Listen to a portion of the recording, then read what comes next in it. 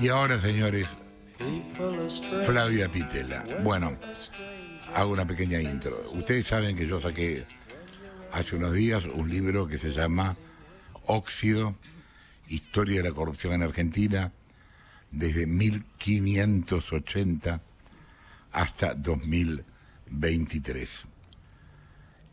Como hablamos acá de todos los libros, pensé que sería lo propio hablar también de este. Para mí es una situación particular, porque ¿qué hago? Si no hablo está mal, porque tengo un programa y no hablo. Si hablo, hago abuso, porque hablo, es raro, ¿no? Pero bueno. Pero tenés una columnista que habla de libros. Tengo una columnista que habla de libros a todo esto. Bueno, y confiando en Flavia, que es inteligente y que yo creo que es equilibrada, le pedí a Flavia que hiciera una crítica. Bueno, leí el fin de semana largo, lo empecé a leer apenas lo tuve en las manos, pero lo terminé de leer este fin de semana, Óxido, de Jorge Lanata, que publica Sudamericana y que fue asistido en el armado de este libro, en todo lo que fue digamos, la conformación bibliográfica y el registro histórico por Camila Grigera Naón y nuestra querida Juana Bugallo, que hicieron un trabajo espléndido de registro y de rastrear bibliografía asociada a la idea de la corrupción. Una de las primeras conclusiones que saco con la lectura del libro es, tengo varias cosas en la cabeza dando vueltas, anoté muchísimo. Hablábamos fuera del aire, una cierta sensación de tristeza, porque claramente desde antes de constituirse como país, esta región, este territorio que habitamos, fue cooptado por la corrupción. Digamos, hay registros de corrupción que datan, como dice Jorge, del año 1580, que están asociados, por ejemplo, a tráfico ilegal de esclavos. O sea, sí, bueno, Buenos Aires era la patria del tráfico de esclavos. Exacto, ya el tráfico de esclavos es condenable, pero bueno, en el contexto... Bueno, para la época no. Claro, en el contexto no, pero hacían llegar barcos que parecía que habían tenido algún problema o que se estaban por hundir. Los llamaban navíos de arribo forzoso. Arribo forzoso, los remataban y ya estaba arreglada la reventa de los esclavos que iban por el Alto Perú, ¿no? En un tráfico ilegal de esclavos. Así arranca, digamos, este lugar en el que, por ejemplo, el Cabildo tardó muchísimo más de construirse de lo que debía haber sido. 200 años. Porque nunca los fondos eran destinados a donde tenían que ser. El Cabildo tardó 200 años en construirse. Y ahí funcionó la primera timba. El primer garito que hubo en Buenos Aires fue en el Cabildo, y quien lo manejaba era el tesorero del Cabildo. Claro. Un capitán. Entonces el libro va transitando todos estos, ahora vamos a ver más detalles de todos estos años, con una cuestión que plantea Jorge en el principio del libro, que es psicológica, ¿no? Que es esta idea o el sesgo de confirmación, digamos, de querer confirmar que lo que yo estoy, digamos, sintiendo o pensando, lo que a mí se me ocurre como idea es la correcta, y esta búsqueda también de el efecto de primacía que vos llamás, ¿no? Del que habla Raymond Nickerson, que es la situación que se presenta cuando un individuo formula una conclusión sobre un tema determinado basado en conocimientos o creencias previas. No habiendo tomado una posición de antemano, prefiere, sin reflexionar, aquella información y evidencia que defienda, confirme y justifique tal postura. ¿Y esto a qué se aplica todo el libro?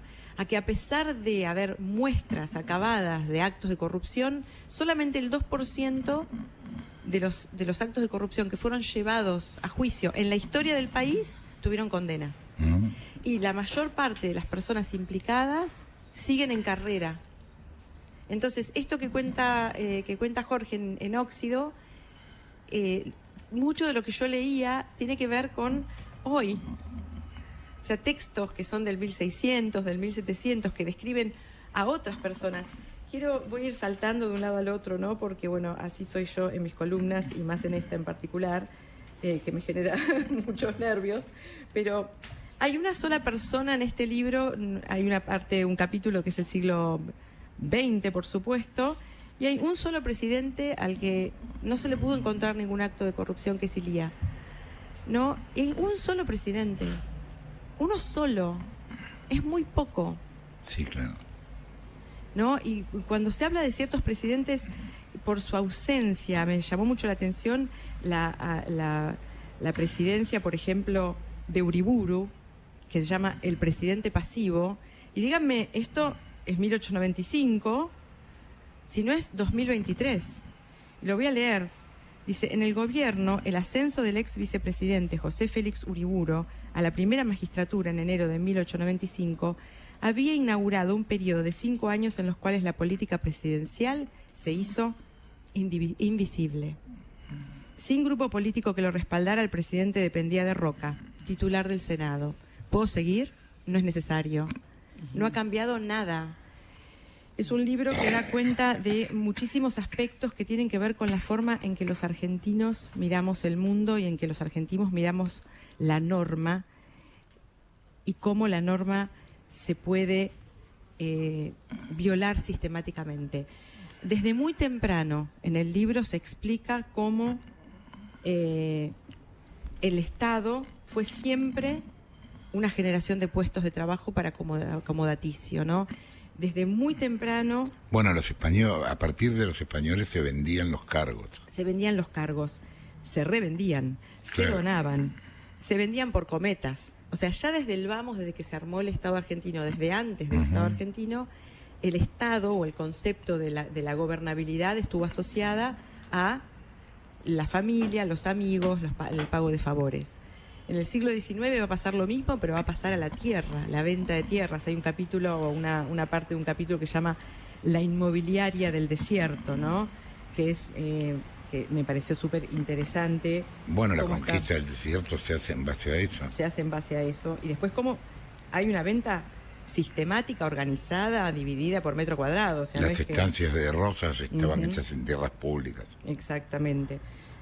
Y así seguís, y es así todo el tiempo. Y es así todo el tiempo. Dice, durante los 30 años que llevó el proceso de expansión y conquista sobre los pueblos originarios del sur y norte del país, el Estado argentino expropió a los indígenas unas 42.000 millones de hectáreas que entregó solo a 1.843 terratenientes vinculados estrechamente por lazos económicos y familiares a los distintos gobiernos. Entonces, el libro va pasando de lo que fue la conformación del territorio, ¿no? Siglo XVII, siglo XVIII, la expansión del desierto y ya la conformación del Estado-Nación. Siglo XIX, los terratenientes. Siglo XX, los empresarios. Y en el siglo XIX yo agregaría el fraude, El fraude como que es otra parte del Estado. una parte del Estado conformada ya. El fraude en todos los partidos todo el tiempo. Ujú. Mira, yo, ¿sabes cómo lo marqué? Como, Lo puse el origen de la tristeza, el fraude. Porque me parece que es eso, ¿no? El origen de la tristeza es una novela de Pablo Ramos que tiene ese título maravilloso. Pero me parece que ahí es donde terminamos de romper todo. Dice así, dice, lo que en los siglos anteriores fue la corrupción del gobierno, en el siglo XX se transformó en la corrupción del sistema. El óxido se extendió a la institución. Se corrompió el voto, se enfermaron las cañerías del sistema de representación. La democracia perdió sus certezas y al amparo de la desigualdad nació desde los socios la idea de fraude necesario. claro. Esta idea de que el pueblo elige pero que no sabe elegir, de que el pueblo elige pero que, bueno, los que sabemos quién tiene que estar somos nosotros. Y eso terminó como de romper todo y durante el siglo XX realmente cada uno de los presidentes que asumió, el siglo XIX también, van siendo nombrados en el libro los presidentes y ciertos actos de corrupción. Por ejemplo, Sarmiento llegó Sí, a cobrar no sé cuántos cargos públicos. Cargos públicos. Juntos. Claro, era menor al lado de otras cosas, Totalmente. pero era. Totalmente. Pero Hay una cosa, esto no es un detalle exhaustivo de toda la corrupción que hubo, porque que es imposible. habría que hacer la lamentablemente. suma teológica, claro. Y Santo Tomás, viste, 16.000 tomos. Es un detalle de lo que a mí me pareció más importante dentro de cada gobierno, o más representativo de lo que el gobierno fue. Pero hay un sistema. O sea, yo o sea, obviamente uno cuando lo va leyendo el libro te das cuenta que faltan cosas. O sea, ni siquiera sé qué falta, pero me doy cuenta que falta porque si está todo esto presente en el libro, debe haber mucho que no está, es Sí, una claro. obviedad, ¿no? Pero a la vez hay un sistema que se fue perfeccionando. Y eso me parece que es uno de los rasgos más interesantes del libro, que uno puede entender cómo llegamos a donde llegamos hoy. Cómo podemos ver lo de Insaurralde como parte del sistema. O lo de Chocolate como parte. ¿Qué es el sistema? Es este. Y se creó y se conformó durante siglos. Un estado paralelo, que es paradójico, porque a la vez tenemos una constitución súper avanzada, tenemos estadios. Bueno, sí, pero tenemos leyes de Suecia. Exacto. Sí, y un gobierno de Namibia. Bueno, pero ¿y quién? Acá me voy a ir digamos, de la listita de lo que tenía pensado para preguntarme y preguntarte. A mí todo el tiempo que leía el libro se me ocurría pensar en nosotros los ciudadanos. Y hay una frase que voy a citar de un autor que jamás cito, pero que me resonaba todo el tiempo, que es Shakespeare. Hay una escena en Julio César, que Julio César está siendo otra vez puesto en el poder, ¿no? Y está toda la plebe aplaudiéndolo, todo el mundo sabe quién es Julio César. Y está Casio con Brutus afuera mirando el monstruo, ¿no? Y Shakespeare escribe en un momento en el que se está saliendo del medioevo, entrando en el Renacimiento, en la idea de la centralidad del hombre, ¿no? Y Casio dice mucho en Shakespeare es que la culpa está en las estrellas, ¿no? Que el destino está asignado. Y Casio le dice a Brutus, mirando esa escena, dice: la culpa no está en las estrellas, Brutus, sino en nosotros, que llevamos adelante, las acciones que llevamos adelante. Y entonces nosotros el domingo que viene votamos. Y este libro tuyo tendría que haber salido hace 3-4 meses para que todos lo leyéramos en detalle y fuéramos a votar pensando qué parte de responsabilidad tenemos como ciudadanos para que este sistema se haya generado el óxido que generó, que sea tan difícil y que haya roto todo, porque el óxido rompe las cañerías. Mira, yo después de hacer el título me di cuenta que el óxido es una metáfora bastante exacta de lo que nos pasa, porque el óxido es casi permanente. Es muy difícil limpiar el óxido. El óxido está todo el tiempo, ¿me entendés? Se va desplazando de un lugar al otro. Y rompe, es una cosa que está. Rompe la cañería, rompe la puerta, rompe el herraje, rompe. Va mordiendo donde carcome. Está. Claro, carcome donde está. A mí me parece que leyendo esto vos te das cuenta, primero, de que esto no va a cambiar en poco tiempo. Y eso es importante de ver. Porque según las expectativas que tengamos, es lo que estamos dispuestos a hacer. Si nosotros pensamos que esto cambia en un año y después no cambia, con eso lo único que hacemos es frustrarnos. Nosotros tenemos que tener dimensión del quilombo que es esto. Bueno, este libro da la dimensión del quilombo. Para poder cambiar, que es claro, bueno, pero para poder cambiarlo. Eso es que...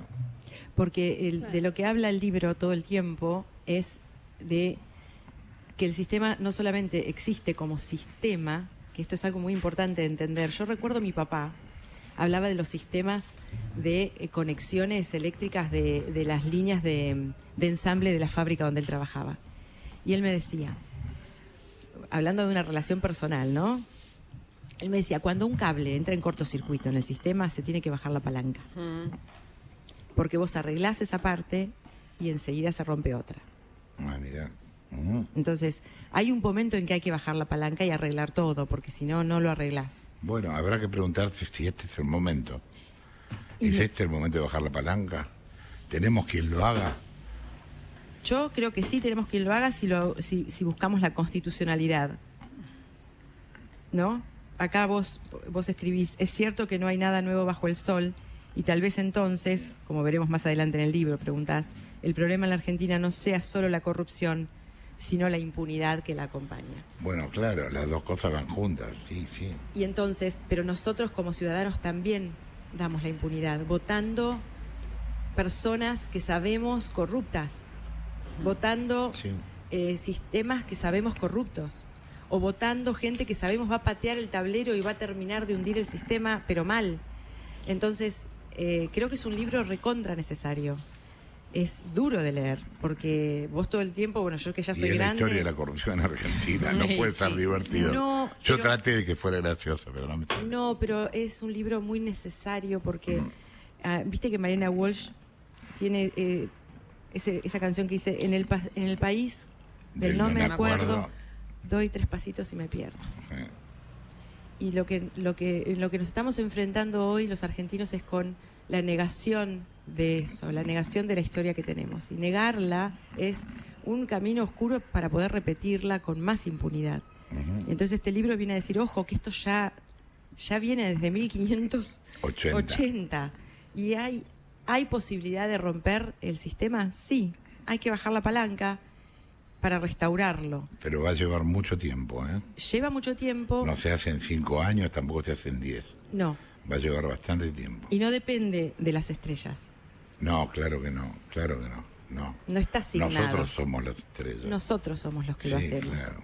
Entonces es un libro muy lindo para leer toda esta semana que queda y más, porque es un libro de referencia. A mí me resulta un libro de esos libros de historia de fondo, libros de fondo, ¿no? Que vos podés decir, bueno, puedo referirme al siglo XIX, voy a leer este capítulo del libro de Jorge porque me va a dar un panorama completo de quién estaba de presidente, cuándo pasó tal de Falco, quién pactó con qué, porque todo el siglo XX la cantidad de nombres de empresarios famosos, y el siglo XIX la cantidad de calles de Buenos Aires que conformaron en la corrupción y el óxido de la Argentina también están presentes ahí, y elegir a partir de la lectura de este libro qué tipo de país queremos ser. Si vamos a ser un país en el que ponen una marioneta para que nos maneje otro, si queremos ser un país en el que ponen a alguien que viene a poner bombas y a romper con todo y a que le importe un bledo quién queda vivo, o si queremos un país en el que finalmente podamos ser constitucionalistas y el que las hace las paga. Hasta ahora no lo pudimos hacer y vos lo contás demasiado bien en este libro, que se llama así, Óxido. Lo escribe Jorge Lanata con la colaboración de Juana Bugallo y Camila Grijera Naón, y se llama Óxido, Historia de la Corrupción en la Argentina, 1580-2023. Lo publica Sudamérica, la tapa es bellísima, tiene un arte y tiene una edición maravilloso. especial en aluminio. Y hay una edición en aluminio que es increíble. No se oxida. Pero la tapa No en se sí, oxida, claro. la tapa en sí de óxido en papel es hermosamente bella y triste, porque bueno, es un óxido que está cubriendo demasiado el plateado del río. Flavia Pitera, señores, a las 2 de la tarde, momento en el que Cecilia Bufflet dice: Adiós.